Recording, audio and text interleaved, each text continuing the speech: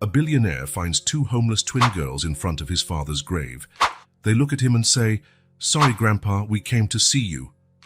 The man smiles in confusion. "But this isn't your grandpa."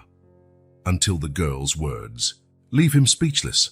Autumn was painting the trees red and gold when Nathan Collins pushed open the iron gate of the cemetery.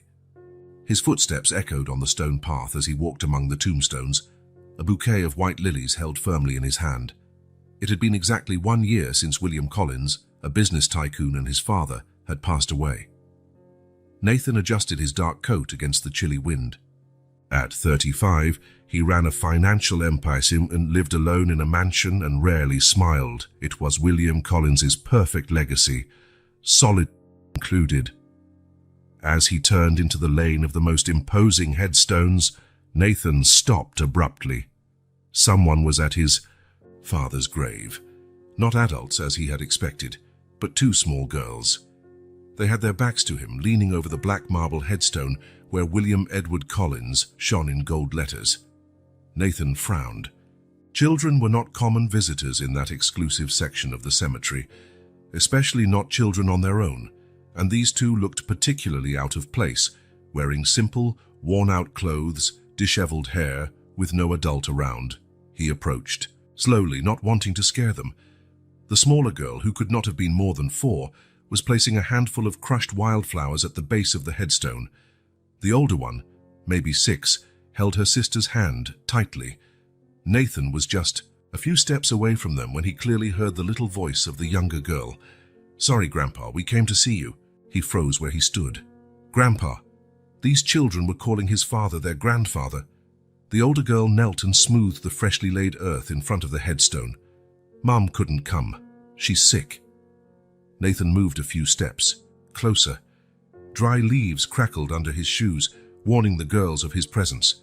They turned around quickly, their eyes wide as if they were 2 pairs of headlights. What Nathan saw almost made him recoil. The older girl had striking blue eyes, the exact same shade of blue he saw in the mirror every morning. Collins' eyes. "Hello," he said, trying to keep his voice steady despite the turmoil forming in his mind. "Are you visiting this grave?" The older girl nodded, without letting go of her sister's hand. Both watched him with a mix of curiosity and caution. "We came to see Grandpa," the older one said. Nathan felt a strange wave coursing through his body. He looked at the headstone, then at the girls, a confused smile forming on his face. "But this isn't your grandfather," he said, pointing to the headstone. "This is William Collins. He was my father." The girls did not look surprised. In fact, the younger one broke into a small smile, revealing baby teeth. "Are you Uncle Nathan?" asked the older girl, her blue eyes studying his face. Nathan felt as though he'd been punched in the stomach. "Uncle? How did these children know his name?" "How do you know who I am?" he asked, his voice weaker than he intended. "Mom has pictures of you from the newspaper," the girl answered. "She said you looked like Grandpa when he was younger." The world around Nathan started to spin. The pieces of a puzzle he didn't even know existed began to fit together. "Who is your mother?" he asked, almost dreading the answer. "Emily Carter," replied the girl. "She's in the hospital. The lady at the shelter let us come because Mom always wanted to, but she can't." The girl's words knocked the ground out from under him. Emily Carter. A name that meant nothing to him, but suddenly felt like it meant everything. If William Collins was these children's grandfather, and Nathan had no siblings, at least none he knew about. "You, what are your names?" he asked, his mouth dry. "I'm Lily," said the older one. "And she's Sophie. We're Grandpa Collins's granddaughters." Nathan looked at his father's grave, then at the girls, and back at the grave again. William Collins, the man he thought he knew, apparently had another child, a son or daughter. And these children would be his nieces. "Are you staying at a shelter?" he asked, noting once again the worn clothes and neglected appearance of the girls. Lily nodded. "It's just for now, until Mom gets better." Nathan couldn't say anything else. A whirlwind of questions flooded his mind. Who was Emily Carter? How did she know his father? Why had William never mentioned another family? And if these girls really were his granddaughters, that meant Nathan had a brother or sister he'd never known. Looking at those two small, apparently neglected children, Nathan felt his entire world shake. Everything he thought he knew about his family was suddenly incomplete. And the worst part, the only one who could explain everything was now lying silently beneath that cold marble headstone. Nathan couldn't sleep that night. The image of the two girls in the cemetery wouldn't leave his mind.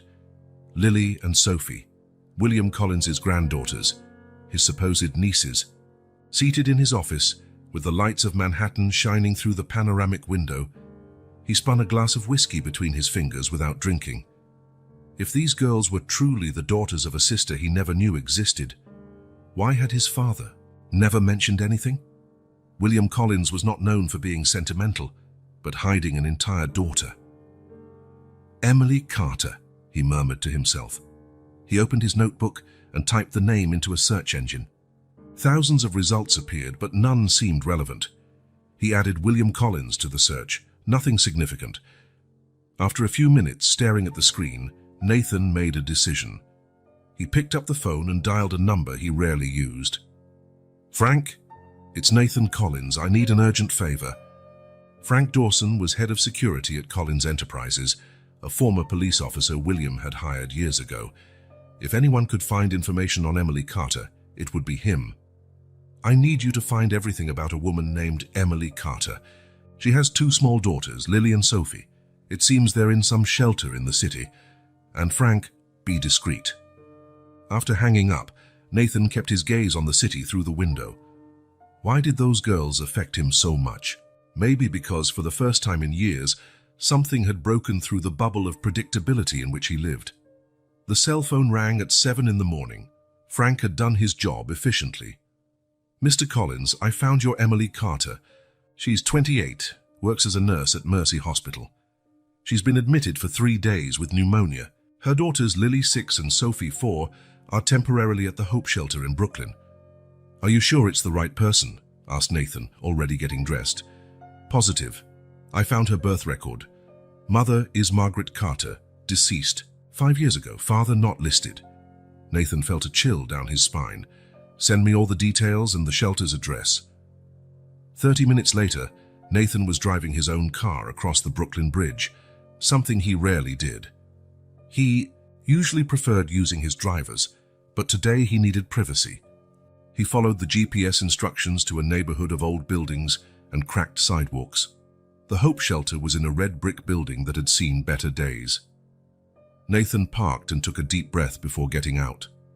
What would he say? How? Would he explain his presence?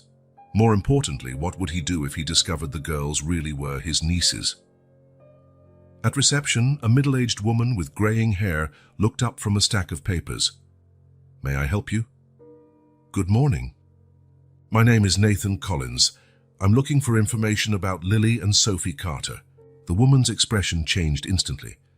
"Mr. Collins, the girls mentioned they met someone at the cemetery yesterday, but..." She looked him up and down. "I never imagined it would be you." "The Nathan Collins." "Yes, well, they were visiting my father's grave," he explained, uneasy with the recognition. "They seemed to think he was their grandfather." The woman hesitated. "I'm Martha Wilson, the shelter's director. Why don't you come to my office so we can talk?" In the small office with files piled up and a wilted plant on the windowsill, Martha indicated a chair. "The girls arrived 3 days ago, when their mother was hospitalized. Emily is alone with no close family. The little ones had nowhere else to go." "What about their father?" asked Nathan. Martha shook her head.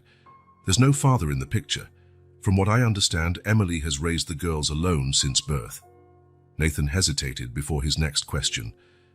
"Mrs. Wilson, the girls said my father, William Collins, was their grandfather. Does that mean that Emily would be your sister?"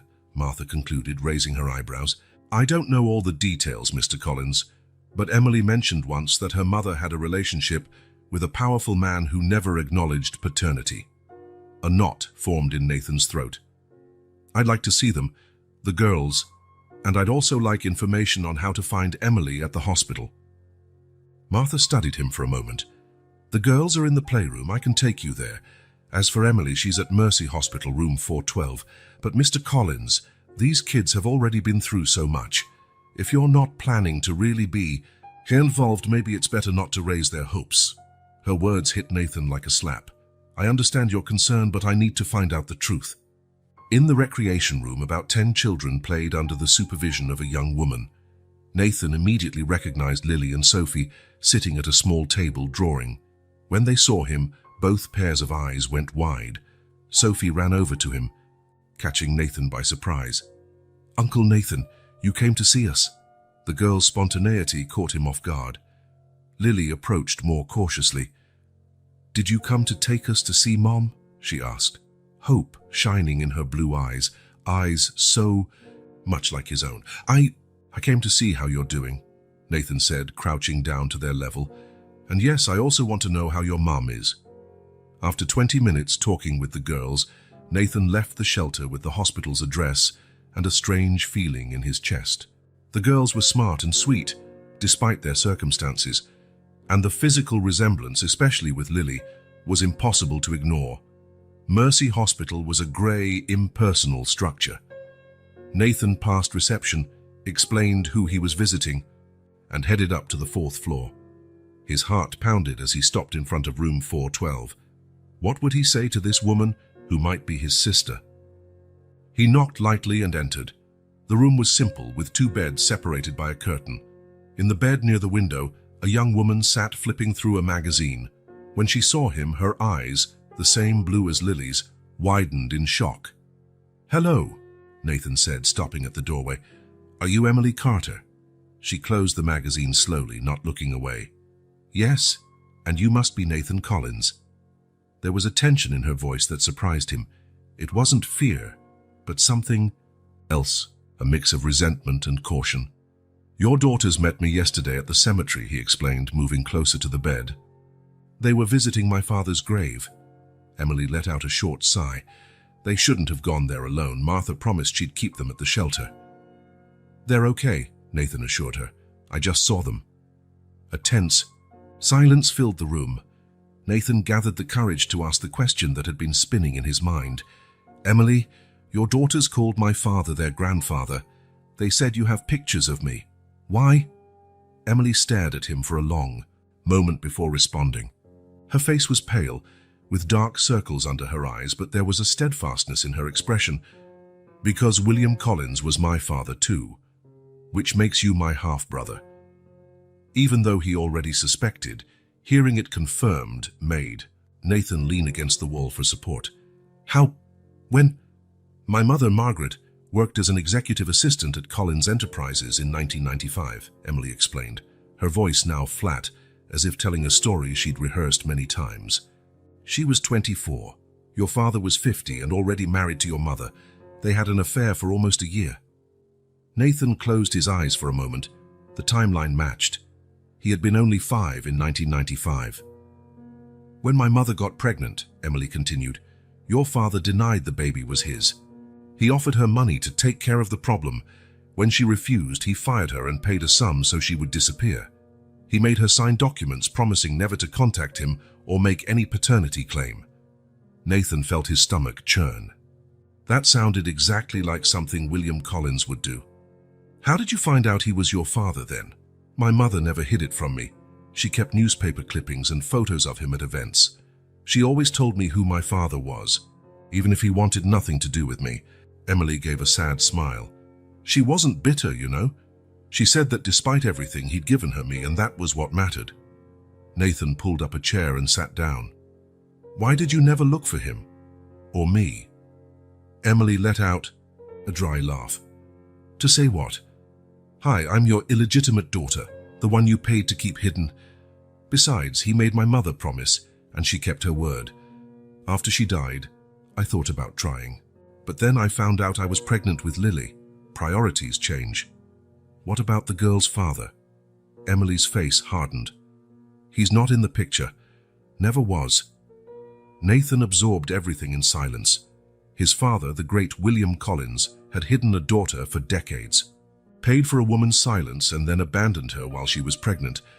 "When I found out William had died," Emily continued, I considered going to the funeral, but it felt wrong. He never wanted me in life. Why would he want me in death? But I promised the girls that someday I would take them to see their grandfather's grave. I just never imagined it would happen this way. Nathan looked at this woman he had just met, who carried the same blood as he did. A half-sister. His father had deliberately hidden. Emily, I had no idea. If I'd known, what would you have done? She asked, her tone now challenging. Would you have sought me out? I highly doubt it. You Collins are all the same. You only care about the empire, about appearances. That's not fair, Nathan protested. I never knew about you until yesterday. And now that you know, what do you want? Emily adjusted herself on the bed, eyeing him with distrust. Why are you here, Nathan? Guilt? Curiosity? Or are you worried I'll go to the press? With the sordid tale of the great William Collins, I want to help, he replied, surprised by his own sincerity. Your daughters, my nieces, are in a shelter. You're sick. We're family. Emily shook her head slowly. No, Nathan. You share the same blood as me, but that doesn't make us family. Family are the people who are there for each other, who support each other. I don't need your late charity. It's not charity, he insisted. It's the least I can do. Why? To ease your conscience, or to clean up your father's memory. The bitterness in her words stung. Nathan stood up, shocked by Emily's defensive hostility. He had imagined many reactions, but not this vehement resistance. Look, I know we don't know each other, and I understand your distrust, but your daughters are my nieces. You are my sister, and I just discovered my father kept an entire part of my family hidden from me all my life. I'm trying to process this as much as you are. Emily's gaze softened slightly. For a moment, Nathan saw vulnerability in her eyes. I don't need you to save us, Nathan. We've been doing fine so far. In a shelter? With you in the hospital? Nathan regretted the words as soon as they came out. Emily's face hardened again. Don't judge me. I've always done the best I could. One rough patch doesn't define who I am or how I raise my daughters. Nathan took a deep breath. I'm sorry. I didn't mean to judge. Just let me help, Emily. Please, we can take it slow. You need to recover, and the girls need somewhere better than a temporary shelter. Emily studied him for a long moment. Why do you care so much? You just met us. Because Nathan hesitated, looking for the right words. Because you're the only family I have left, and maybe it's time to fix my father's mistakes, even though he's not here to do it himself. A heavy silence filled the room. Finally, Emily spoke, her voice calmer. Let's get one thing straight, Nathan. Accepting your help doesn't mean I trust you, and it doesn't mean you suddenly have the right to make decisions about our lives, if I even decide to accept it. Nathan nodded slowly. I understand. It's your choice, but I want you to know I'm here now, and I won't disappear. Emily did not reply, but there was something different in her gaze. It wasn't acceptance, not yet, but maybe it was the first step towards something neither of them could define. Nathan spun a pen between his fingers as he stared at his computer screen without really seeing it. 3 days had passed since his meeting with Emily at the hospital, and he couldn't stop thinking about her and the girls. The thought that he had a family he never knew he had haunted him like a shadow. The intercom on his desk rang, interrupting his thoughts. Mr. Collins, Mr. Davidson from the board, is here for the 10 a.m. meeting. Send him in, Claire, Nathan replied, straightening his tie and trying to push Emily out of his mind. Robert Davidson, Collins Enterprises legal director for over 20 years, entered the office with his usual rigid posture. At 60, he was one of the few executives who had worked directly with William Collins and stayed on after his death. Nathan, he greeted with a formal nod, I received your email about the Asia contracts, but I confess I'm more curious about the other matter you mentioned. Nathan motioned to the chair in front of him.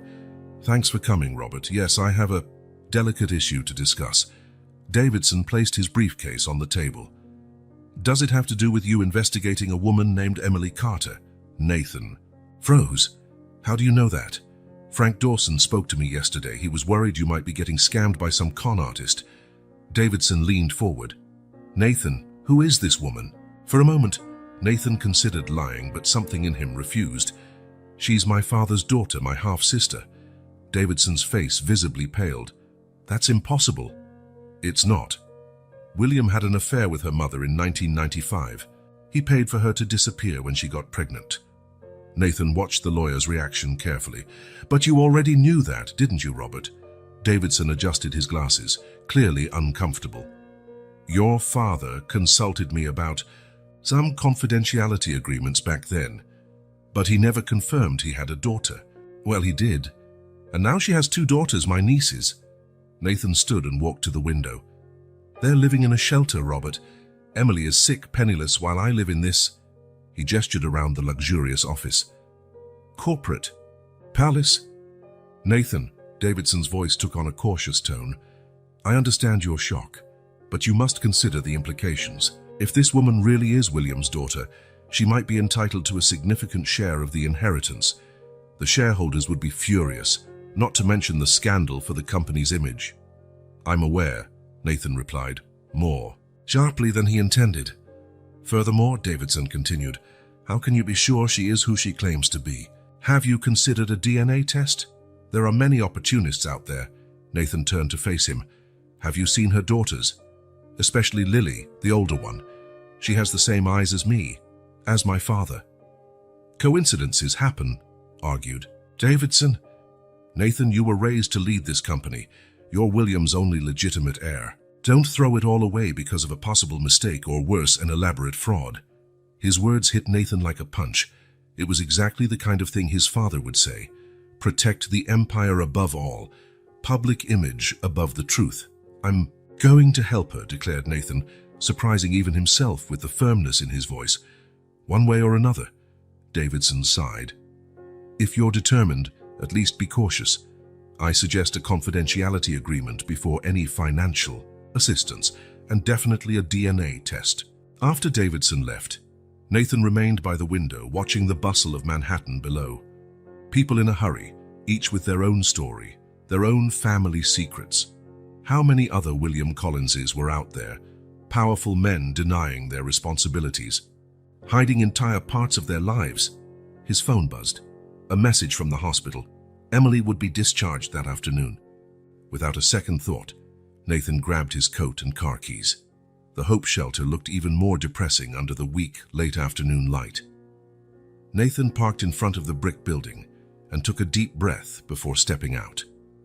He had spent the whole day thinking about what he would say to Emily, how he could persuade her to accept his help. Martha Wilson greeted him with a tired smile. Mr. Collins, what a surprise. Emily just got back from the hospital. She's in room 14 with the girls. How is she? Nathan asked. Better, but exhausted. She insisted on leaving the hospital today, even though the doctors recommended more time. She's stubborn, worried about the bills, about the girls. Nathan nodded, feeling a mix of admiration and frustration. May I see her? Martha led him through the narrow hallways to a door at the end of the corridor. She knocked lightly and opened it. Emily, you have a visitor. The room was small, with 2 single beds and a bunk bed. Lily and Sophie were sitting on the floor playing with worn dolls, while Emily arranged some clothes in a dresser. When she saw Nathan, her face showed surprise, then suspicion. Girls, Martha said, why don't you help me prepare some snacks for everyone? Sophie jumped up excited, but Lily looked at her mother, hesitant. It's okay, sweetheart, Emily assured. Go with Mrs. Wilson. After the children left, a heavy silence filled the room. Emily sat on the edge of the bed, visibly tired. Didn't expect to see you again so soon, she said. I heard you were discharged from the hospital today, Nathan replied, standing near the door. How are you feeling? Better, I can't afford to stay sick for long. She gestured around the room. As you can see, our plan B isn't exactly 5-star. Nathan surveyed the cramped space, the peeling walls, the window that barely closed. Guilt washed over him again. Emily, I want to help. I can find you an apartment, pay your medical bills, make sure the girls have everything they need. Emily crossed her arms. And in return? The question caught him off guard. In return, I don't want anything. We're family. Family, she repeated with a sad smile. You've known me for less than a week, Nathan. We're not family just because we share half our DNA. Then let me get to know you, he insisted. Let me be part of the girls' lives. They're my nieces. Emily studied his face for a long moment. Why is this so important to you? Is it guilt? Or just a charity project to make yourself feel better about being the only child of the great William Collins? Her words hurt, but Nathan recognized the self-defense behind them. It's not that at all. Maybe it's actually selfish. I've spent my entire life alone, Emily. My mother left when I was 10. My father was, well, you know how he was. I grew up surrounded by people who wanted things from me, not with me. Something in Emily's expression softened. And you think money will fix it all? Will heal the wounds my mother carried for years? Give my daughters a grandfather who never wanted to know them? No, Nathan admitted. I know my fortune. Can't erase what my father did, or undo the suffering you went through. But it can give you a better future. Emily looked down at her hands, her determination still visible in her weary face. I can take care of my daughters on my own. I always have. I don't doubt that, Nathan responded. But no one should have to do everything alone. Not you, not me. A silence fell between them, less tense than before. Nathan realized he couldn't force Emily to accept his help. She had spent her entire life being strong, surviving without the Collins name. Her resistance wasn't mere stubbornness, it was self-preservation. Think about it, he finally said. Not for you, but for Lily and Sophie. They deserve more than this place, more than worrying about medical bills and rent. Emily didn't answer right away. When she did, her voice was quieter. I'll think about it, but I'm not promising anything. For Nathan, that was enough. For now. He set a business card on the dresser. My personal number. Call me when you decide or if you need anything. Leaving the shelter, Nathan felt a strange mix of emotions. Part of him feared Emily would never call, that she would reject his help outright. Another part feared the opposite, that she would accept, and he wouldn't know how to be the brother she needed. As he drove back to Manhattan, the skyscrapers rising on the horizon like sentinels of his privilege, Nathan knew that, no matter what Emily decided, his life would never be the same. William Collins's secrets had changed everything, and now he had to decide what kind of man he would be, a copy of his father or someone entirely different. Nathan couldn't sleep. For the third night in a row, he found himself on the terrace of his apartment, gazing at the illuminated city below. His encounter with Emily at the hospital had shaken him more than he expected. A sister, nieces, a family he never knew existed. He took a sip of his whiskey, letting the amber liquid burn his throat. Part of him wanted to help Emily and the girls immediately, get them out of the shelter, offer them a comfortable home, pay the medical bills, ensure the girls got a good education. After all, he had enough money for several lifetimes. But another part hesitated. What if he was acting too hastily? What if Emily really didn't want his help? What if he got too involved and ended up disappointed? Or worse, what if he disappointed? The girls? His phone rang, interrupting his thoughts. It was Frank Dawson. Mr. Collins, I have the information you requested about the Hope Shelter. Frank's deep voice sounded tired even over the phone. It's a decent place, mostly funded by private donations. They take in families in temporary crisis for a maximum of 3 weeks. 3 weeks. Nathan frowned. Then what? Then, the families have to find somewhere else. Emily Carter and the girls have been there for 5 days. She's been in the hospital for 3 of those. Nathan thanked him and hung up. 3 weeks wasn't much time.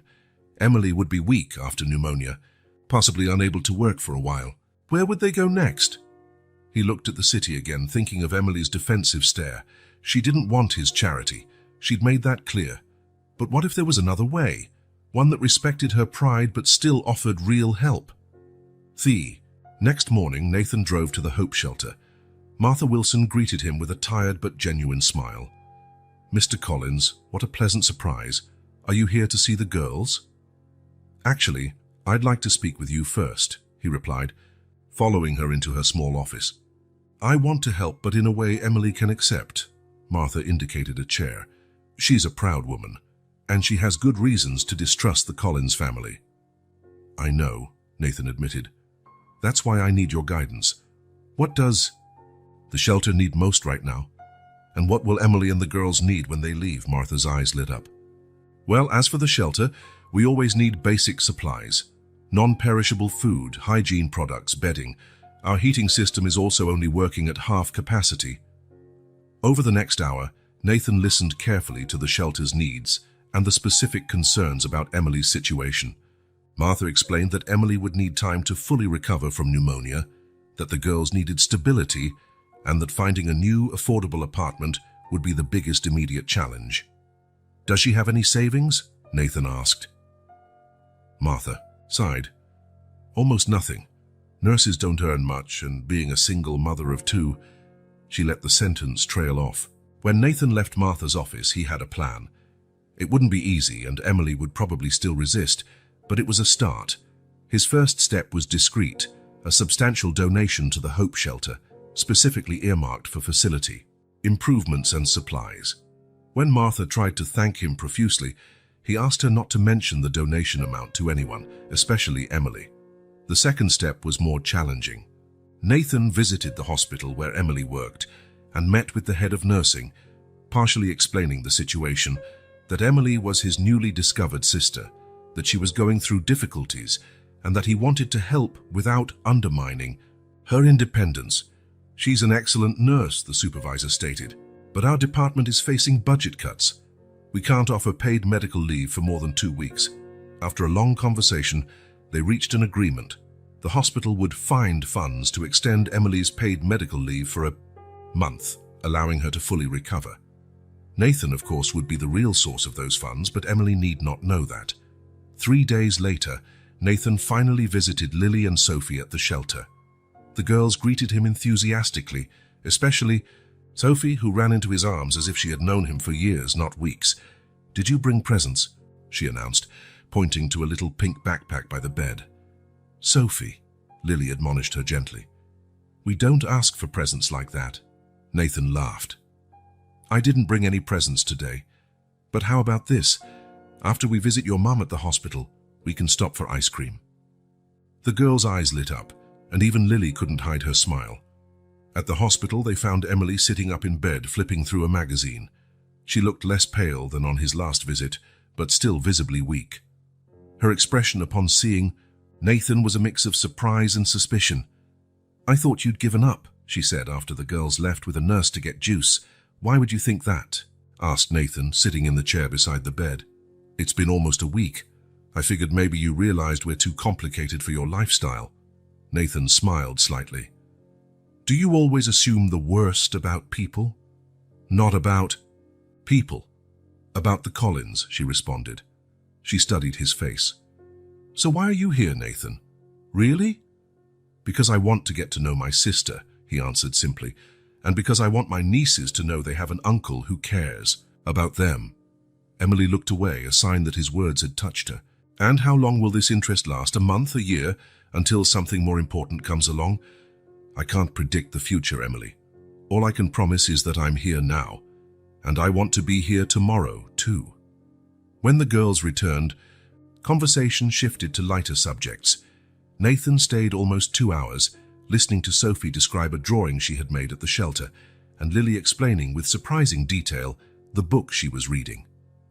He observed how Emily interacted with her daughters, patient, loving, firm when needed, and felt a growing admiration for this woman who, despite all difficulties, had raised 2 such special kids.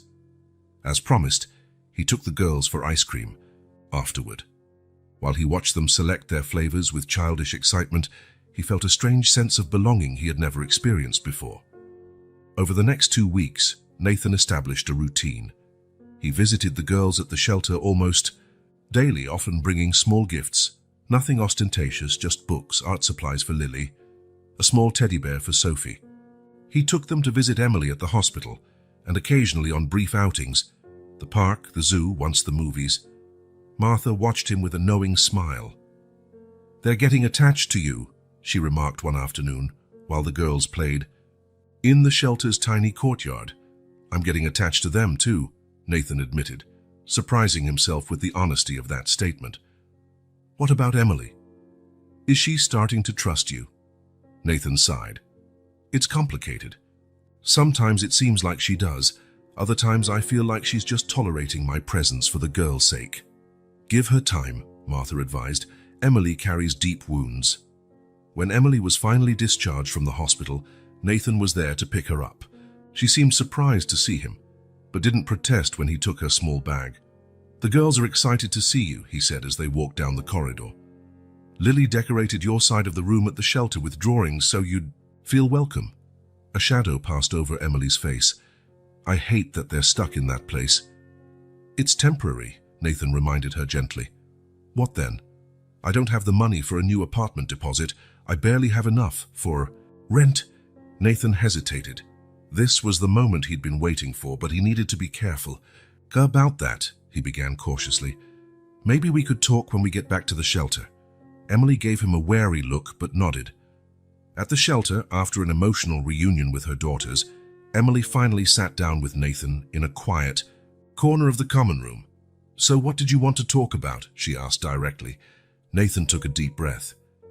I found a few apartments for rent that might interest you. Safe neighborhoods near decent schools, reasonably priced. Emily raised an eyebrow. And how exactly do I pay for the deposit? Or the rent, considering I'll still be on medical leave for a while? As for the deposit, Nathan chose his words carefully. I'd like to help. As an advance, not a gift. You can pay me back whenever you can, no rush. And why would you do that? Because we're family, he said simply, and families help each other. Emily studied him for a long time, as if trying to decipher his true intentions. What if I never manage to pay you back? Then don't, that's not the point. To his surprise, Emily didn't reject the idea outright. I'll think about it, she said at last. That was more than Nathan expected. A small step, but a significant one. In the following days, Emily slowly began to warm to the possibility of accepting Nathan's help. Together, they visited some of the apartments he had found. They were modest places, nothing luxurious, but clean, safe, and definitely better than the shelter. Emily chose the simplest, most affordable one, a two-bedroom apartment in an older but well-maintained building, with a small green area where the girls could play. When Nathan handed over the check for the deposit and first month's rent, Emily seemed to struggle inwardly. This doesn't mean I agree with everything, she said, finally accepting the envelope. I will pay it back. I know, Nathan replied, resisting the urge to say it wasn't necessary. During the move, which mainly consisted of taking the few bags and boxes they owned, Nathan realized how little they really had. The apartment, though small, felt empty.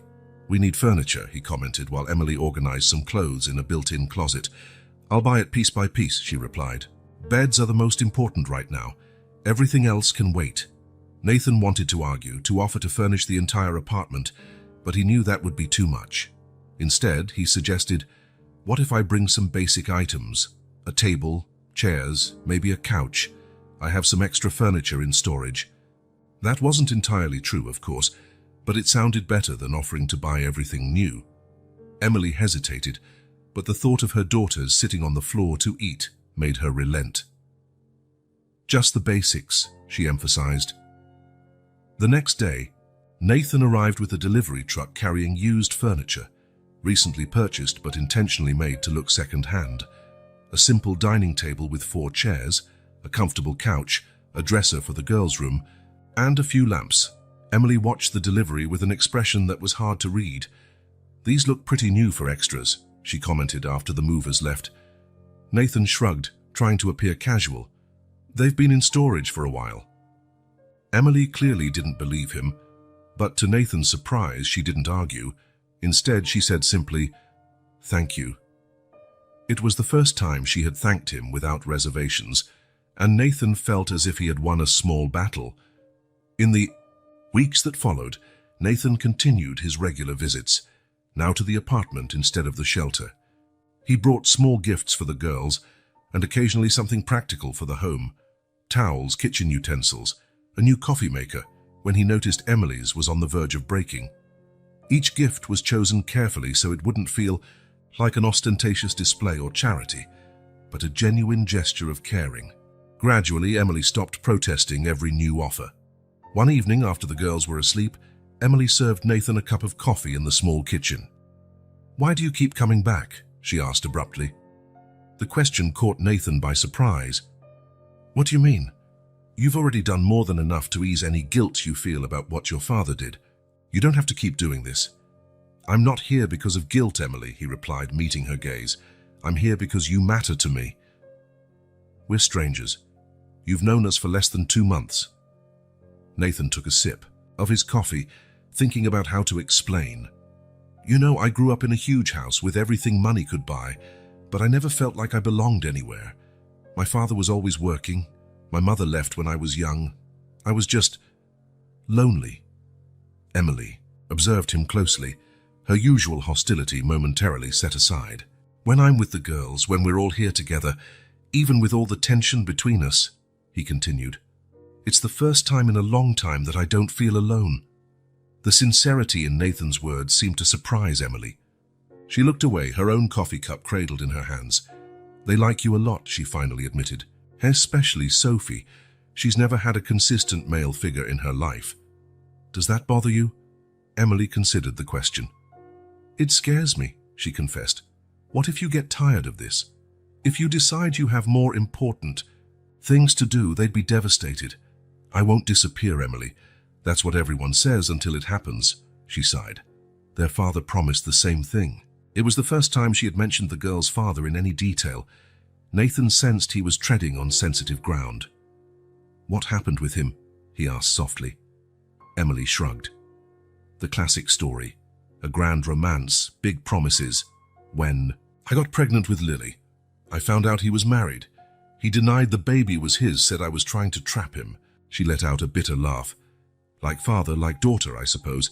Seems I have a knack for choosing men like William Collins. I'm sorry, Nathan said genuinely. I kept going alone. When Sophie was born 2 years later, well, let's just say I don't learn easily. The same man, Emily nodded. He came back begging for forgiveness, saying he had divorced, that he wanted to be in Lily's life. He was convincing. Her face hardened. Until his wife, the same one he never divorced, called me when I was 6 months pregnant. Nathan felt a growing anger toward this man he didn't even know. Do the girls have any contact with him? None. He moved out of state soon after, blocked my number. The last I heard from him was a lawyer offering an agreement to relinquish parental rights in exchange for me never requesting child support. She shrugged. I signed. I didn't want anything from him anyway. The conversation left Nathan pensive. Emily had every reason to be distrustful, first abandoned by her father, then by her children's father. Men who promised and failed. I'm not like them, he said finally. Everyone says they're not like the others, Emily replied, but her tone was more weary than cynical. Then I'll have to prove it, Nathan declared. Day by day, when Nathan left the apartment that night, he felt he finally understood Emily's resistance better. He was also more determined than ever to show her he could be trusted, that he wouldn't vanish like the other men in her life. On his drive home, his phone rang repeatedly, his lawyer, trying to reach him with urgent news about the legal implications of his involvement with Emily and the girls. But for the first time in his professional life, Nathan turned off his cell phone, determined not to let anything interfere with what truly mattered. Tomorrow he would deal with lawyers and their concerns. Tonight, he just wanted to remember the look on the girls' faces when he promised he would come back over the weekend to help assemble the small bookshelf he had brought, and the rare, precious moment when Emily smiled at him without reservations as he said goodbye.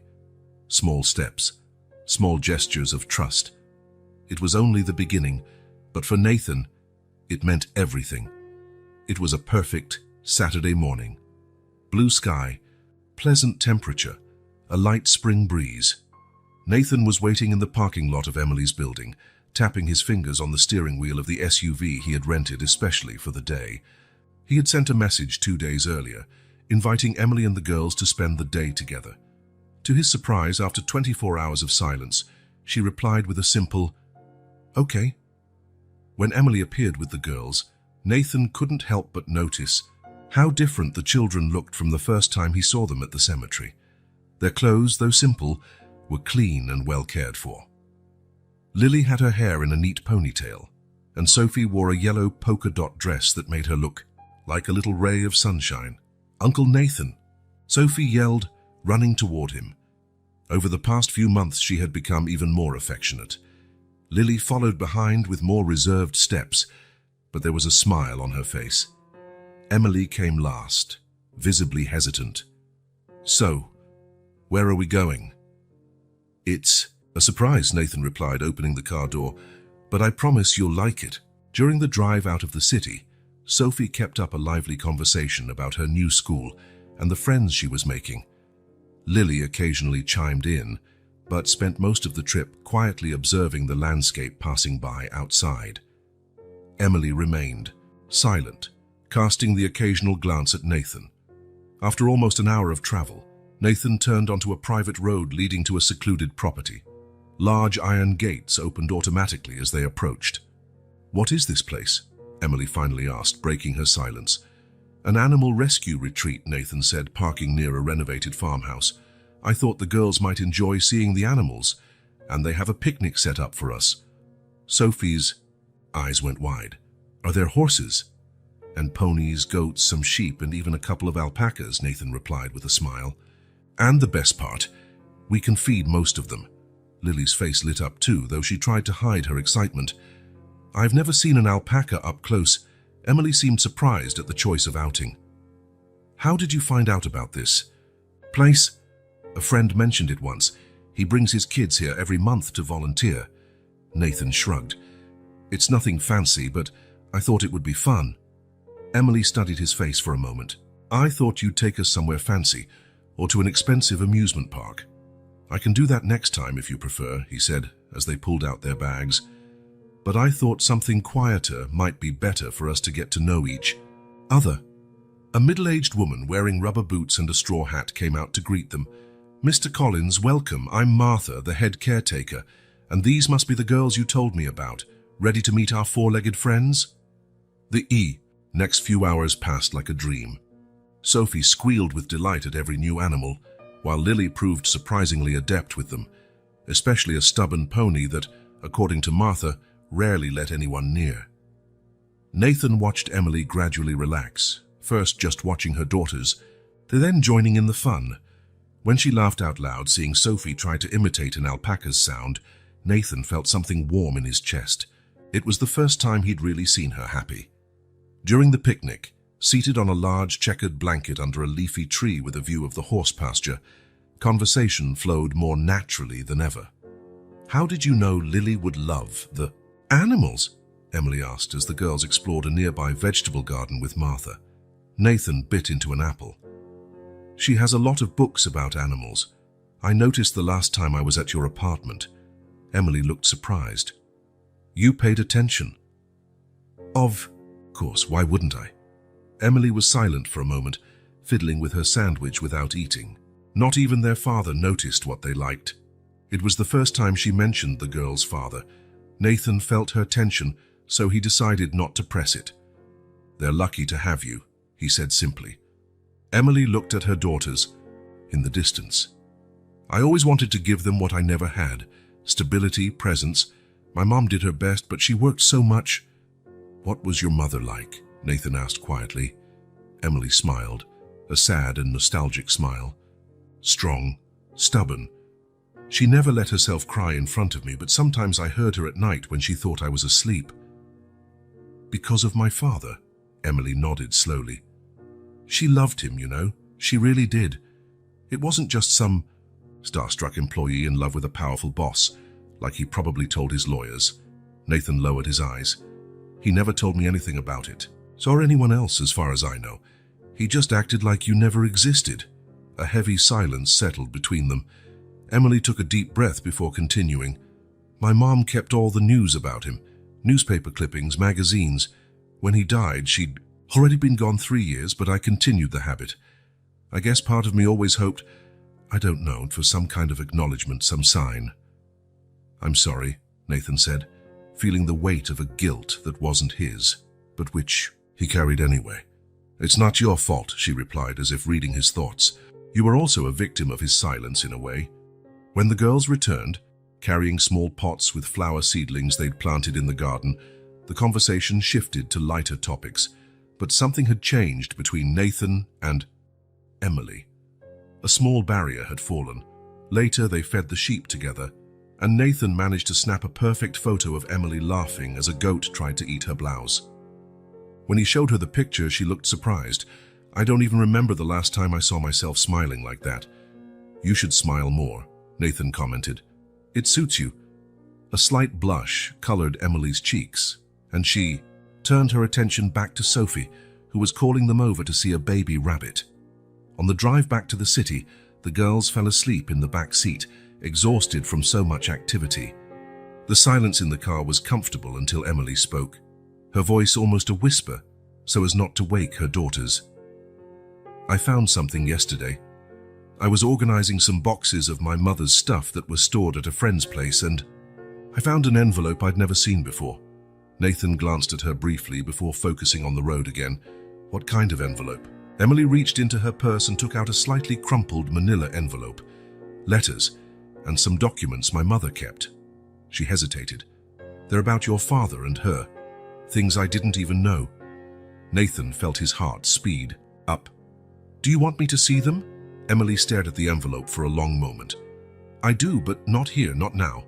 Could you come over to the apartment tomorrow night, after the girls are asleep?" "I'll be there," he promised. By the time they arrived at Emily's building, it was already dark. Nathan helped carry the sleeping girls up to the apartment. After tucking them into bed, he found Emily in the small living room. "Thanks for today," she said, for the first time sounding genuinely appreciative.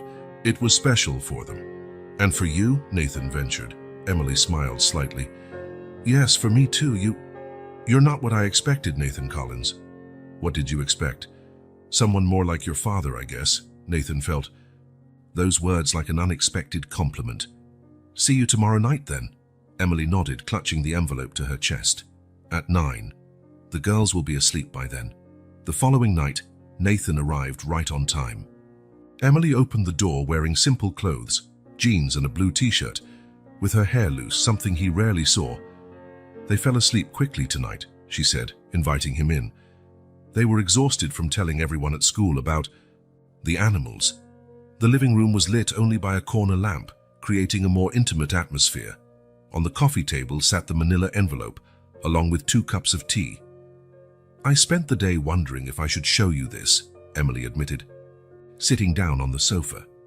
"They're very personal things of my mother's. If you'd rather not, you don't have to," Nathan said, sitting at a respectful distance. Emily shook her head. "No, you have the right to know. It's your family, too." She took a deep breath. "Besides, I found something that might explain why your father never looked for us, even after he was widowed." Nathan watched as she opened the envelope carefully, as though handling delicate relics. She pulled out a few sheets of paper, some yellowed with age. "This is a letter my mother wrote to William, but never sent. It's dated 2 weeks before she was let go," Emily explained, handing the letter to Nathan, whose hands trembled slightly as he took it. The handwriting was delicate and clear. Nathan began to read silently. "William, I know what I'm about to say will change everything between us, but I can't keep this secret any longer. I'm pregnant. I know this isn't what we planned. Actually, we never planned anything beyond those stolen moments in your office and that hotel in Chicago. But it happened, and now we need to decide what to do. I love you, William. I've been discreet about our relationship, as you asked. I understand your position, your family, but this baby is part of both of us, and I can't pretend it doesn't exist." The letter went on, alternating between declarations of love and pleas for understanding. Nathan felt a lump in his throat as he imagined the young woman writing those hope-filled words, not knowing what fate awaited her. "She never sent it," Emily explained. "She decided to tell him in person. That's when he offered her money to solve the problem." Nathan handed back the letter, feeling ashamed of his father's actions. "I'm sorry." "There's more," Emily continued, picking up another document. "This is the confidentiality agreement she signed. Look at Clause 3. Nathan examined the legal document, recognizing the standard format used by his father's lawyers. Clause 3 stated that Margaret Carter could not, under any circumstances, contact any member of the Collins family, including William himself, his wife, or his son. If she violated the agreement, she'd have to return all the money plus a penalty, Emily explained. "My mother used that money to start over. to give us a life. She couldn't risk losing it all. Nathan shook his head, incredulous at his father's calculated coldness. But after he was widowed, that's where it gets even more. Surprising, Emily interrupted, picking up another sheet. This is a report from a private detective dated 2015, a year after my mother died. Nathan took the paper, confused. It was a professional report detailing Emily Carter's life. Then 19, a nursing student, working part-time in a diner. It even included a photo of her leaving college. I don't understand, he muttered. Your father hired someone to investigate. Me, Emily said, her voice trembling now. He knew my mother had died. He knew where I was, what I was doing. He knew about me, Nathan. Realization struck Nathan like a punch. He knew, but he never made contact. Emily nodded, tears shining in her eyes. He chose to keep ignoring us even when there was nothing stopping him from meeting his daughter. Nathan set the report on the table, feeling an increasing anger toward the man who had raised him. William Collins had had the chance to correct his mistake, to meet his other daughter, but he had chosen silence again. There's one more thing, Emily added, her voice almost a whisper. She hesitated, then produced another sheet. It's a copy of a DNA test, Nathan frowned. What do you mean? From what I gather, at some point he must have gotten a sample from me. Maybe a strand of hair, I don't know. He confirmed what he already knew. I'm his daughter, 99.9% certainty. Shock left Nathan speechless. His father had secretly confirmed paternity, yet still chose to do nothing. Not to acknowledge Emily, nor to let Nathan know he had a sister. Without thinking, Nathan reached out and took Emily's hand. To his surprise, she didn't pull away. They remained like that for a few moments, united by the silence and the shocking revelations about the man who had brought them together and kept them apart at the same time. He doesn't define us, Nathan finally said. What he did, the choices he made, we don't have to carry that. We can choose differently. Emily gave his hand a slight squeeze. I've been trying to tell myself that for years, but it's hard when all you know is that your father didn't want you. I do, Nathan said before he could think better of it. I want you and the girls in my life. You're my family, Emily. The only real family I've ever had. Emily's eyes met his, bright with unshed tears. But there was something else in them now, a glimmer of hope, perhaps. A small sign of trust that at that moment meant everything. I always wondered what it would be like to have a brother, she admitted, her voice low and vulnerable. Someone who shared the same blood, the same story. So did I, Nathan confessed. Growing up an only child, it's lonely. Emily gently released his hand and stood, going to a small shelf. She returned with a worn photo album. I want to show you something, she said, sitting closer to him this time. She opened the album to the first page, revealing a photo of a young, beautiful woman with the same hair color as Emily and similarly shaped eyes. This is my mother, Margaret, in her 20s. Nathan examined the picture, noting the joy on the woman's face, a joy that existed before William Collins entered her life and changed everything. Page after page, Emily showed him fragments of her childhood, simple birthdays, school graduations, small park outings. In every photo, it was just Emily and her mother, occasionally a friend, never a father, never an extended family. She did the best she could, Emily said, touching a photo where Margaret was hugging her in front of a small Christmas tree. She worked 2 jobs sometimes just to give me a decent life. She seems incredible, Nathan commented, feeling genuine admiration for the woman his father had rejected. She was, Emily confirmed. You know, when I was little, I used to make up stories about my father. I'd say he was an astronaut on a secret mission or a government agent who couldn't reveal his identity. She laughed sadly. It was easier than accepting the truth. And what was the truth your mother told you? Emily closed the album. That my father had another family he loved more, that he made a choice, and it wasn't us. She sighed. She never spoke badly of him, you know? She said he had his reasons, that it was complicated. It was only when I got older that I realized how much she protected him, even after everything. And you? Did you ever want to look for him? Many times, Emily admitted. Especially as a teenager, I even went to the building where he worked once, stood on the opposite sidewalk, watching. I saw him leave, get into a limousine. He seemed so unreachable. Nathan tried to imagine the scene. A teenage girl watching from afar the father who never acknowledged her, while William Collins continued his life without ever looking back, without realizing his own daughter was right there, so close. You know what's stranger? Emily continued. After I had the girls, part of me wanted them to meet their grandfather, not for the money, but because family should matter. I even wrote a letter when Lily was born, but I never had the courage to send it. He missed out on a lot, Nathan said softly.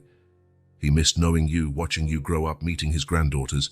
That's something money can't buy. Emily nodded, silent tears now rolling down her cheeks. Nathan hesitated only a moment before moving closer and gently hugging her.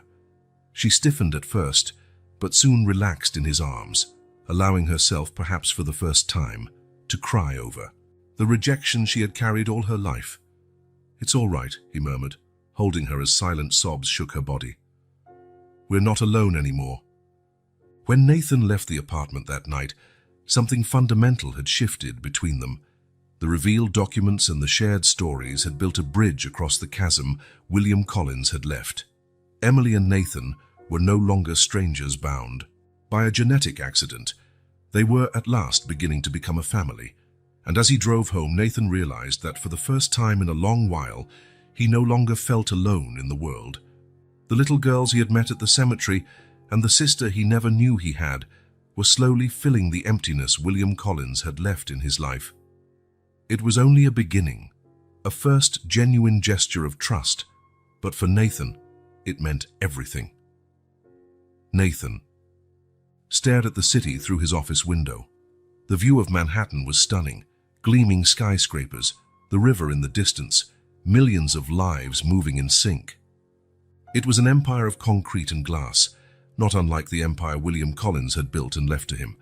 The phone rang for the fourth time. It was Davidson again, insisting on discussing the board's serious concerns about his involvement with Emily and the girls. Nathan let it ring until it went to voicemail. In recent weeks, something had changed in him. The night Emily showed him her mother's documents, the proof that William Collins knew about his daughter, had done a DNA test and still chose to deny her, had awakened something in Nathan. Anger, yes, but also resolve. He would not be like his father. He would not make the same mistakes. He sat in his leather chair, turning to face the photo on his desk. It was an image he had taken at the animal rescue retreat. Sophie laughing as she petted a rabbit, Lily focused on brushing a pony, and Emily watching her daughters with a gentle smile.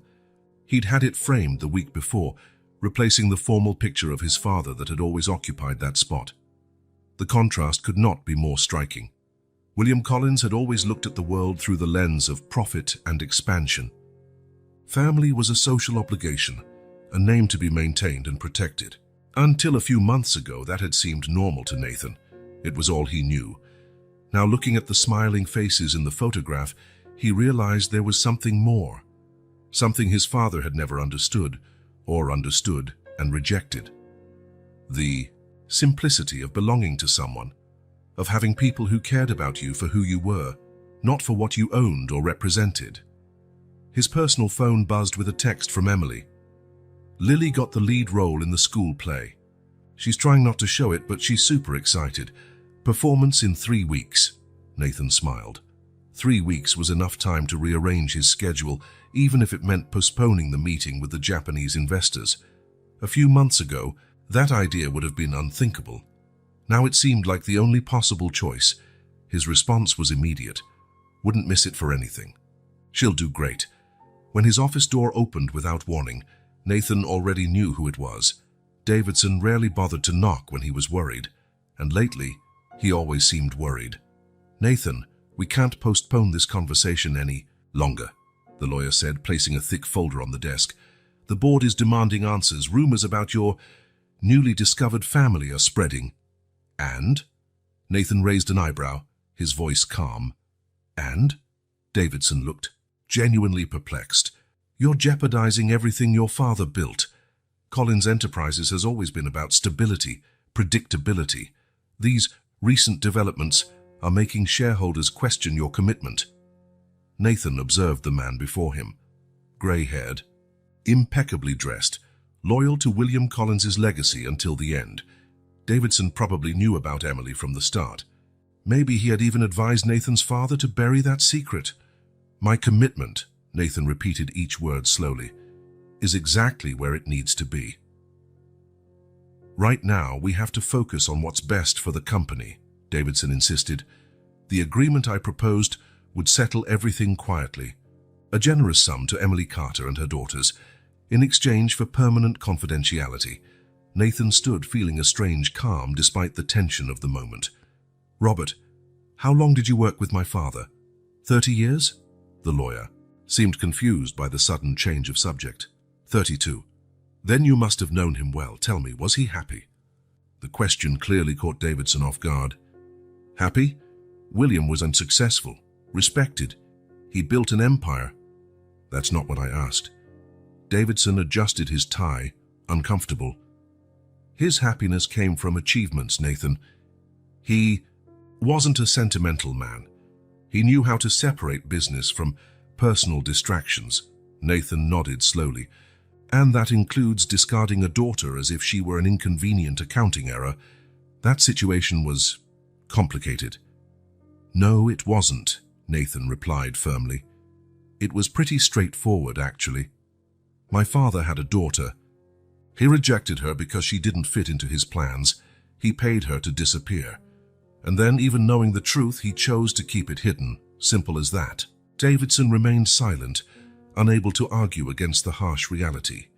Have you ever wondered, Nathan went on, if that explains why my father died alone, why I could barely spend an hour in the same room with him without feeling suffocated, why his only real connection was with this company?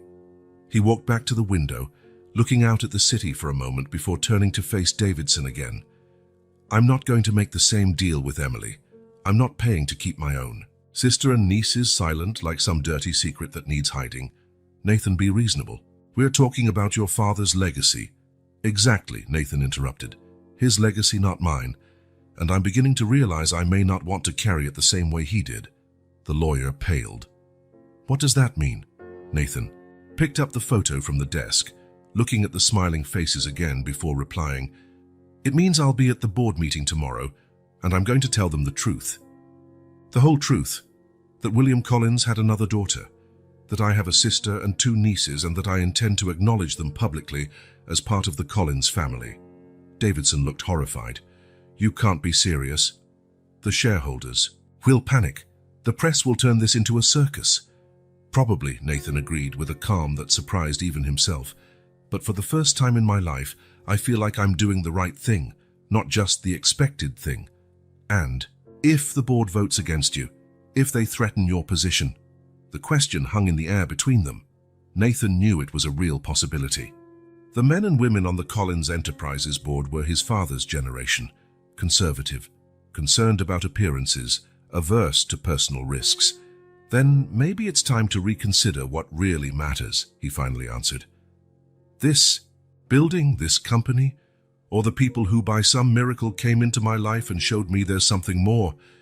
Davidson shook his head, seeing the determination in Nathan's face. They'll all be there tomorrow, prepared to question every decision you've made these past months. I'll be ready, Nathan replied. After the lawyer left, Nathan looked again at the photo in his hand. Fear was still there, of course. Fear of failing as a brother and an uncle. Fear of losing what his father had built. Fear of not being strong enough to uphold this new vision of family he was trying to create. But for the first time, fear didn't feel paralyzing. Because now there was something bigger at stake. He picked up his phone and typed a message to Emily. Can I come? Over tonight?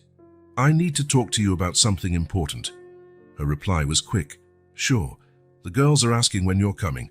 Sophie made cookies in her cooking class and saved some for you. Nathan smiled. Cookies probably crooked and burnt. Made by a 4-year-old. Something so simple, so insignificant to most people.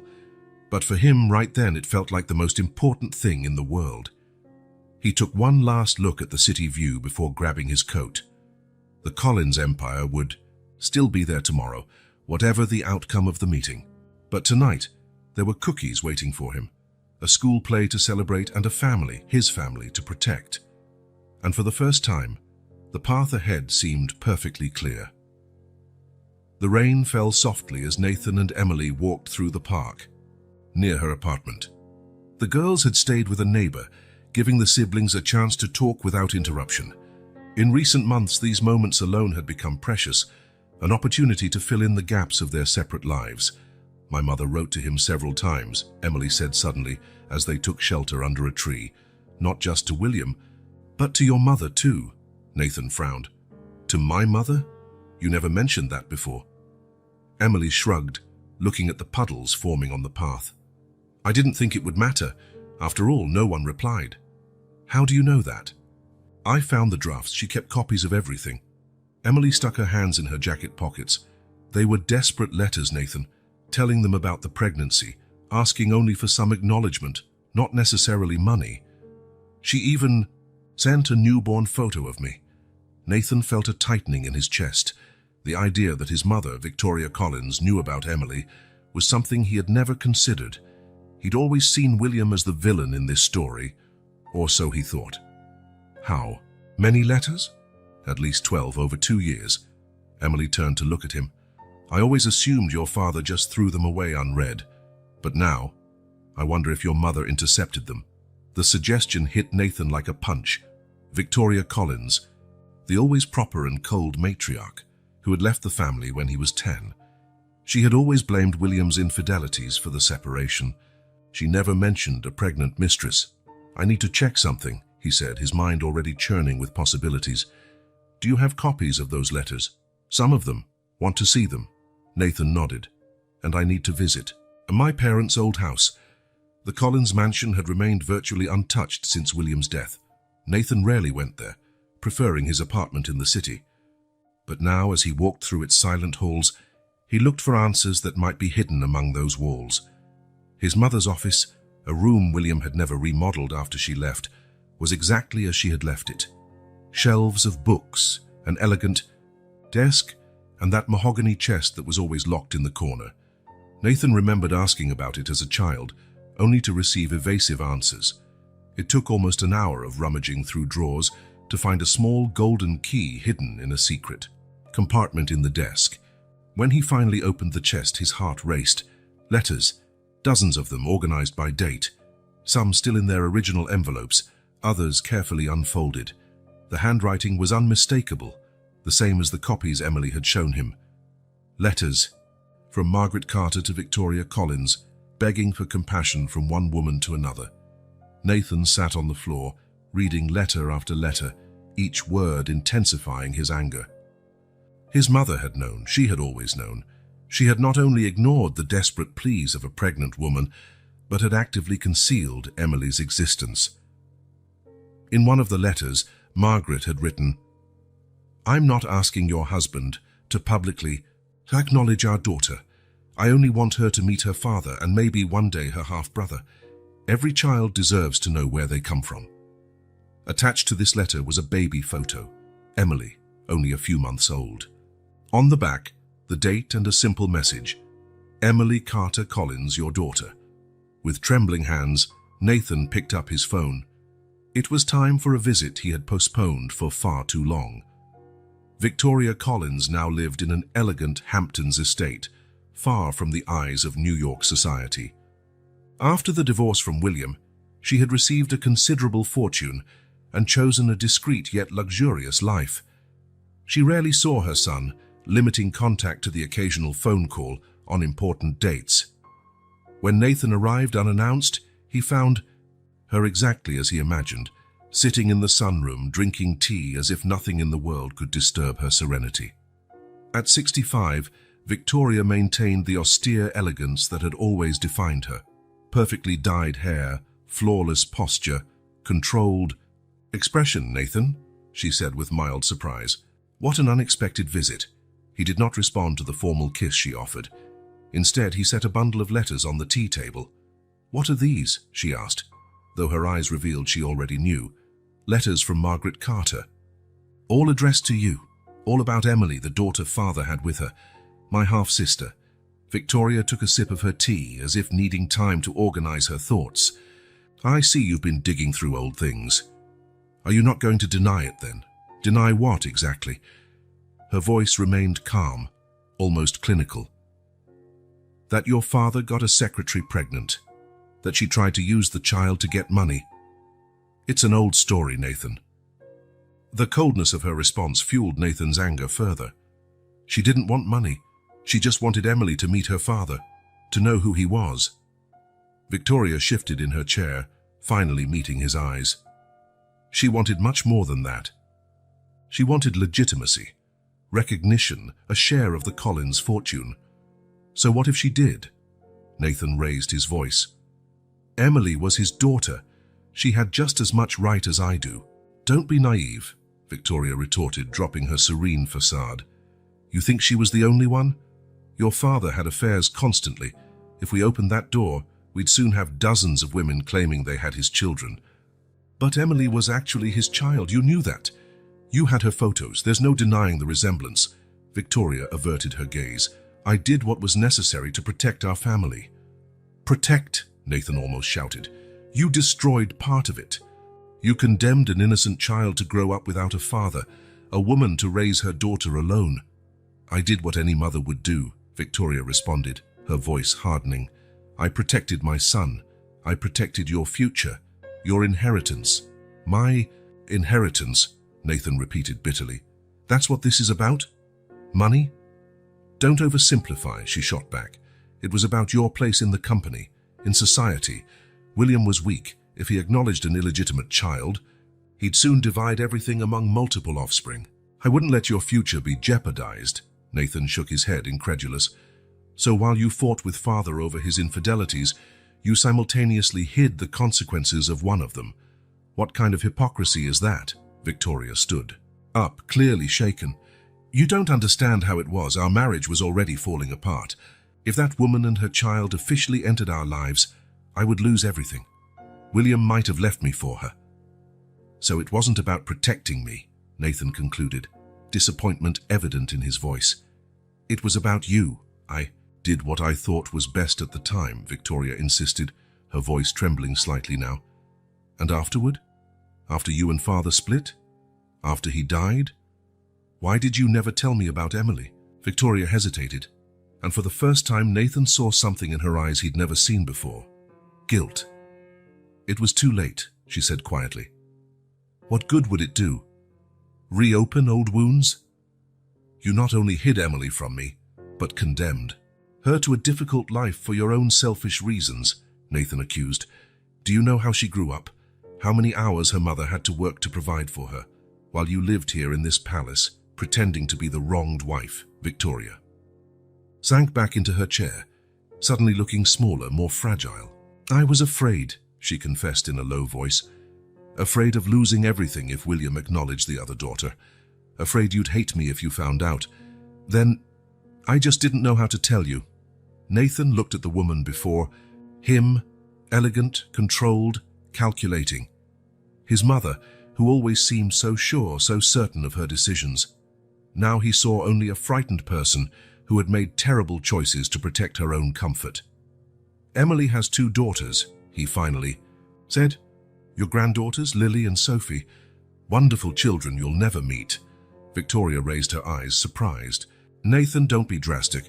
We can work this out like adults. Maybe I can meet them now, offer some compensation. Compensation? Nathan laughed without humor. You think you can just buy your way back? Pay to clear your conscience? I'm trying to do the right thing now, Victoria argued. It's too late, Nathan replied, standing up. Emily grew up without a father because of your choices. The girls grew up without grandparents, and I spent my whole life believing I was an only child, dealing with a loneliness you helped create. Victoria reached out a pleading hand. Nathan, please, I'm your mother. He regarded her for a long moment, feeling a mix of pity and disappointment. A mother who hid my sister from me for 30 years, who threw away letters begging for help, who put money and status above. An innocent child. Nathan gathered the letters from the table. I have to go. Emily and the girls are waiting for me. My family is waiting for me. "And what about me?" Victoria asked, her composure finally breaking. "Are you just going to cut me out of your life?" Nathan paused at the door, casting one last look at the woman who had raised him. "I don't know, Mother. I really don't know if I can forgive this. I'm going to need time."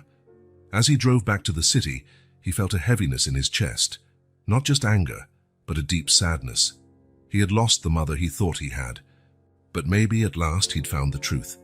And the truth, however painful it was the first step toward building something new, something honest, something better than what his parents had created. Rain pounded against the windows of Nathan's apartment as he stared at the city through the fogged glass. 3 days had passed since his confrontation with his mother, and her words still echoed in his mind. Sitting in semi-darkness, lit only by the dim glow of a lamp, he twirled a glass of whiskey in his hand without actually drinking. His phone vibrated for the 10th time that day. Victoria again. All previous calls had gone to voicemail, as would this one.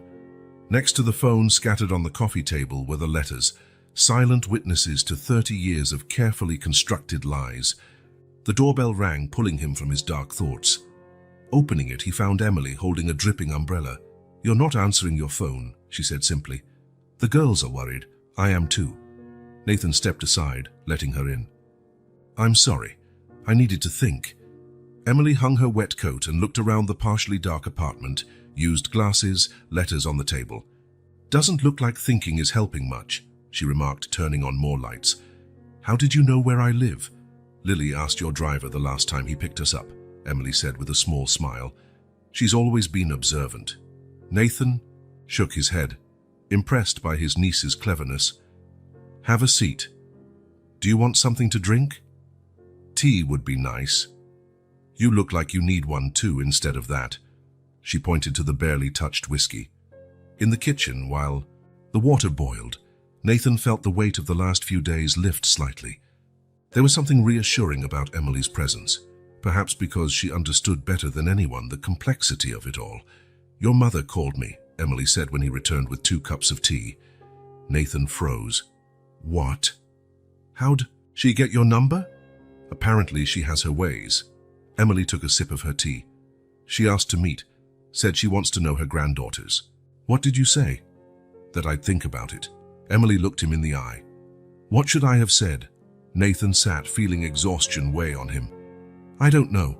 Part of me wants to keep you and the girls as far from her as possible. And the other part? The other part remembers that despite everything, she's my mother." He sighed. "And yours too, in a way. The only grandmother Lily and Sophie have." Emily looked at the letters on the table. "You read them all? Everyone? Your mother was incredible. The way she wrote, always dignified, never begging for money, just for recognition." Nathan shook his head. "And my mother kept everything, without ever replying." "Why do you think she kept the letters instead of destroying them?" Emily asked. The question took Nathan by surprise.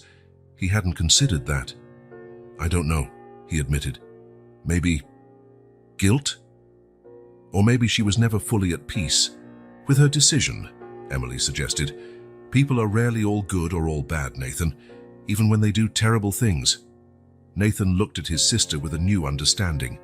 Despite everything Victoria had done, Emily wasn't judging her as harshly as he was. "How can you be so balanced about this? She denied your existence. She threw away any chance for you to meet your father." Emily thought for a moment. "I spent years being angry. At your father, your mother, the system that let a wealthy man just discard his responsibilities. But anger, it just consumed me from within. It changed nothing." She gently touched one of the letters. "When I had the girls, I realized I needed to decide who I wanted to be, what example I wanted to set, resentment or forgiveness, bitterness or hope." She met Nathan's eyes. "I chose the harder path, but the only one that allowed me to move on." "You're suggesting I should forgive my mother?" "I'm suggesting you need to process your feelings before making any final decision," Emily replied. "Forgiveness doesn't mean approving of what was done. It means freeing yourself from carrying that anger." Nathan remained silent, absorbing her words. After a few moments, he asked, "How are the girls?" "Missing their favorite uncle," Emily answered, with a gentle smile. Sophie asks every day when you're coming back for dinner. A warmth spread through Nathan's chest at her words. In just a few months, these little children had become such an essential part of his life that the thought of disappointing them felt unbearable. You know what you need? Emily stood decisively. Time away from this apartment. Away from business, away from all this pressure. I have responsibilities, Emily. Yes, and one of them is taking care of yourself. She crossed her arms. Take a few weeks off. Have a real vacation for the first time in your life. Spend time with us. Nathan hesitated. The company's directors are pressuring for a final resolution on you all. And what do you want to do about us? I want to do the right thing, he answered promptly. Emily smiled. Then start by doing the right thing for yourself. Breathe, think, then decide. After Emily left, Nathan pondered her words. Maybe she was right. Maybe what he needed wasn't more meetings or more analysis, but simply time to feel, to understand what truly mattered. He picked up the phone and, for the first time in years, called his assistant with an unprecedented request. Mark, I need you to rearrange my schedule for the next 3 weeks. I'm taking a vacation. The small beach house in the Hamptons had been closed up for years. It had been in the Collins family for generations, but William rarely used it, preferring luxurious hotels for his few vacations. Nathan had fond memories of the place.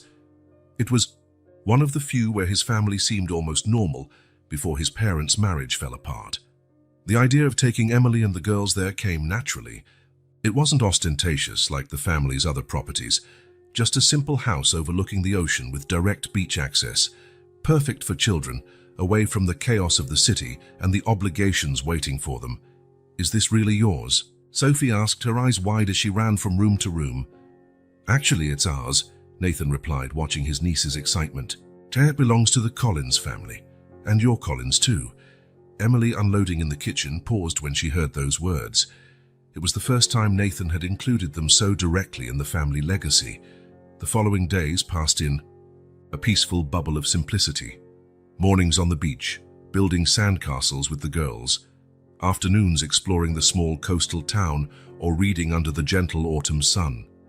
Evenings playing board games or watching movies, all piled together, on the big living room sofa. For Nathan, it felt like discovering an entirely new life. No meetings, no constant phone calls, no pressure about decisions affecting thousands of jobs. Just him, his sister, and his nieces, living moments he never imagined could be so fulfilling. One such moment occurred on the beach, when Lily, normally reserved, sat next to him as they watched Sophie chase seagulls. Uncle Nathan, she began seriously, are you going to stay with us forever? The innocent question struck right to the core of his reflections. Why do you ask that, Lily? She drew circles in the sand with her finger. Because important people always leave. Nathan felt a pang in his heart. Who left, Lily? Dad did. The grandpa we never met. Mom's grandma. Adults always promise to stay, but then they disappear. In that moment, Nathan truly understood the impact of abandonment across generations. William had abandoned Emily. The girl's father had abandoned them, and now Lily feared the same pattern would repeat. Lily, I can't promise to be physically present every single day, he answered carefully, but I can promise that I'll always be your uncle. I'll always be part of your life. I'll always be a phone call away if you need me. That's a promise I won't break. The girl studied him for a long moment, with that intensity so reminiscent of Emily. Do you really promise? With all my heart, Nathan replied, extending his pinky. Lily hooked her pinky around his, sealing the pact with the seriousness that only a 6-year-old could grant a promise. That night, after the girls were asleep, Nathan and Emily sat on the porch, watching the waves in the moonlight. Lily asked if I'd stay forever, he commented. Emily sighed. She's afraid to get attached. After their father left, she became more cautious with her feelings. I promised I'd always be in her life, Nathan said. It's a promise I intend to keep. Emily smiled. I know you will. You're not like them, Nathan. You're not like our father or the girl's father. How can you be so sure? You've only known me a few months. Because I've seen them. Men like our father, who see people as disposable pawns in their power games. She looked him in the eye. You could have done the same. You could have offered us money in exchange for silence. You could have simply disappeared from our life. But you're here, building sandcastles with my daughters and making promises you plan to keep. Nathan felt a weight lift from his shoulders. When I found the girls at the cemetery, I thought it was just guilt over something my father did. But now, he searched for the right words. Now I realize you're the family I've always wanted. A real connection, not based on obligations or appearances, even with all the problems we bring, especially with them, Nathan replied, smiling. Real people have real problems. That's what makes them, well, real. When they returned to the city after 2 weeks, Nathan was different, calmer, more centered, and absolutely sure about his next steps. The Collins Enterprises conference room was full when Nathan walked in. Directors, lawyers, and his mother, all waiting to discuss the situation, as they had carefully labeled it. Victoria Collins looked older since their last encounter. Her face, normally impassive, showed signs of sleepless nights and constant worry. When her eyes met Nathan's, he saw something rare in them, uncertainty. Davidson, ever formal, began the meeting with a detailed account of the family situation and its potential implications for the company. Documents were handed out, numbers presented, hypothetical scenarios laid out. Nathan listened patiently. When it was finally his turn to speak, he rose calmly. I appreciate the thorough analysis, Robert, but let's address the central point. I discovered I have a sister, Emily Carter, my father's daughter with Margaret Carter. Emily has 2 daughters, my nieces Lily and Sophie. He looked directly at each person in the room. These aren't hypotheses or possibilities. They're facts. Davidson cleared his throat uncomfortably. Nathan, no one is questioning the biological relationship. The question is how to handle this situation in a way that protects the company and its legacy. The situation, as you call it, was created by my father, who chose to deny his own daughter, Nathan said, his voice resolute, and was perpetuated for 30 years by my mother, who hid the truth even from me. Victoria paled visibly. Nathan, we've already talked about this. I did what I thought was best at the time. Yes, we did talk, and I've spent the last few weeks thinking it over. Nathan opened a folder in front of him. I asked the company's lawyers to prepare these documents. They're simple and straightforward. He slid a copy toward each person at the table. I'm transferring 20% of my shares in Collins Enterprises to Emily Carter. Additionally, I'm setting up a trust fund for Lily and Sophie, guaranteeing their educational and financial future. A murmur spread through the room. Davidson was the first to react. Nathan, this is impulsive. Those shares represent a considerable fortune and a significant voting power in the company. I'm aware, Nathan responded. I'm also aware my sister was deprived of her birthright for 3 decades. This is just the first step toward correcting that wrong. Victoria stood, her usual composure finally breaking. I can't do this. Think of the company, your father's legacy. I'm thinking of his legacy, Nathan replied calmly, and deciding which part of it I want to preserve and which part needs to be corrected. He turned to his mother. For years, you and father built an empire based on secrets and personal sacrifices. You made a lot of money but lost much more of your humanity. I won't follow the same path. The directors began voicing their objections, talking about the impact on share prices, public perception, potential instability for the business. Nathan listened patiently, then spoke again. My decision is made. The documents are prepared and will be filed today. You can work with me to make this transition easier, or I can find a new management team that will. The firmness in his voice silenced even the most vocal opponents. One by one, the directors and lawyers began to leave the room until only Nathan and Victoria remained. Why are you doing this? She asked, her voice more vulnerable than he had ever heard. Is it to punish me? Nathan shook his head. It's not about punishment, Mother. It's about doing what's right, about creating a different kind of family. And me? Victoria looked suddenly frail. Do I still have a place in this new family you're creating? Nathan felt a conflict within. Part of him wanted to cut all ties with the woman who had lied to him his entire life, but he remembered Emily's words about forgiveness, about choosing the harder path. That's up to you, he finally answered. If you're willing to get to know Emily and the girls genuinely, without judgment or manipulation, maybe there's a way forward. Victoria nodded slowly, unshed tears in her eyes. When can I meet them? When they're ready, Nathan replied, and that might take time. Trust isn't rebuilt overnight. A week later, Nathan parked his car in front of an elegant house on a quiet street in Brooklyn. It wasn't a mansion, but a spacious, comfortable home with a small front yard and a backyard. Perfect for a family with 2 young children. Emily waited on the sidewalk, disbelief written on her face as she looked at the house. "You're joking, right?" she asked when he approached. Nathan handed her a folder. "Deed, keys, all the necessary documents. The house is in your name." Emily shook her head, visibly moved. "Nathan, it's too much. First the company shares, now this." "It's not too much," he interrupted gently. "It's what should have been yours from the start.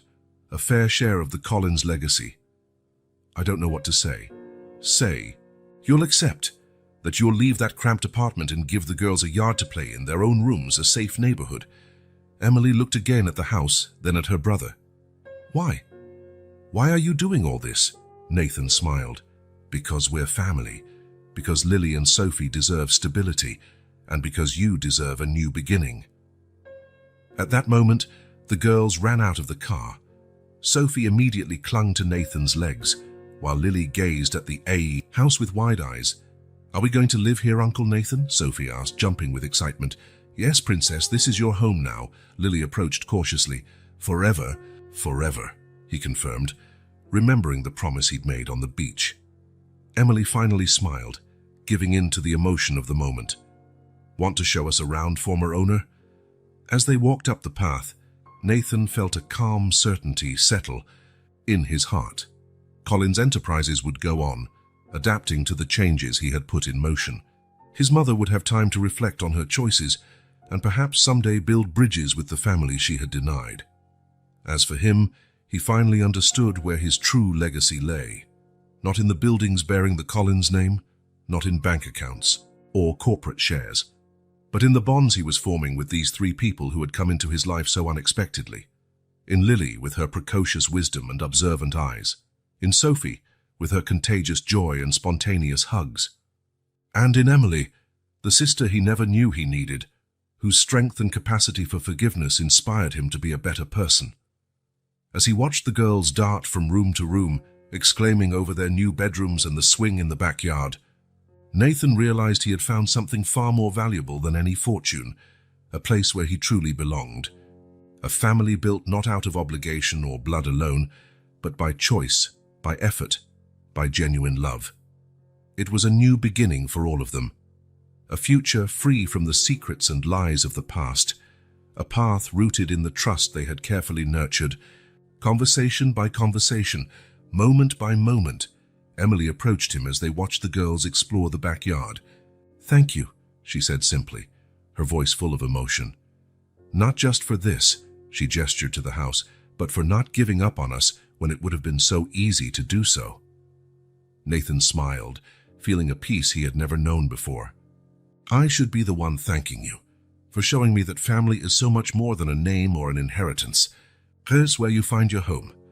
As the sun began to set, painting the sky in oranges and pinks, Nathan knew he had finally found his true inheritance, not in the company vaults or in his father's business dealings, but in the smiles of his nieces and the acceptance of his sister.